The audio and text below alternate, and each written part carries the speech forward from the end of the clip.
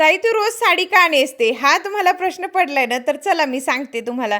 तर माझं कसं आहे माहिती आहे का, आईच्याकडे जरी मी आले ना, तर आम्ही साडीमध्येच राहतो. आता माझ्या आईचं असं म्हणणं आहे, की बाहेर तुम्हाला जसं राहायचं तसं राहा, पण गावात आल्यावर साडीच पाहिजे. मोठे माणसं असतात, पहिल्यापासून आपण जसं राहतोय तसंच माझ्या आईला आवडते. जास्त काही त्याला असं राहायला अजिबात आवडत नाही.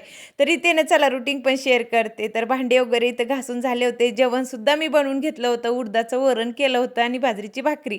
त्याच्यानंतर ना इथं पूजा करायला थोडंसं उशीर झालं होतं. सगळ्यांची झाली होती, मीच राहिले होते. मस्त तिथं पूजासुद्धा करून घेतली आणि दिवसभर आमचं असं काही ना काही चालू असतं. म्हणून आहे ना माझं इतकं फास्ट वजन वाढतंय ना खूपच जास्त. त्याच्यानंतर मस्त सगळ्यांचं जेवण झालं. म्हटलं चला थोडंसं तरी फिरून यायलाच पाहिजे. खूप बोर झाले होते.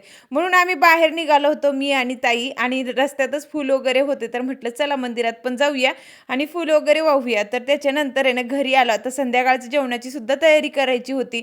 तरी त्याने लगेच मी सगळी तयारी करून घेतली. त्याच्यानंतर घरात झाडू मारायचं होतं तेही मारून घेतलं आणि गावाकडे ना जास्तीत जास्त 7 वाजेपर्यंत सगळे काही कामं आपली आवरून जातात. म्हणून आम्हाला एकदा अजून परत चहा बनवायचं होतं सगळ्यांसाठी. तर मस्त तिथे चहा ठेवला आणि सगळ्यांनी चहा घेतला. त्याच्यानंतर आम्ही ना 9 वाजता किंवा 8 वाजता जेवण करतो. तर चला आता इथेच मी एंड करते. भेटूयात आपण उद्याच्या ब्लॉगमध्ये. बाय.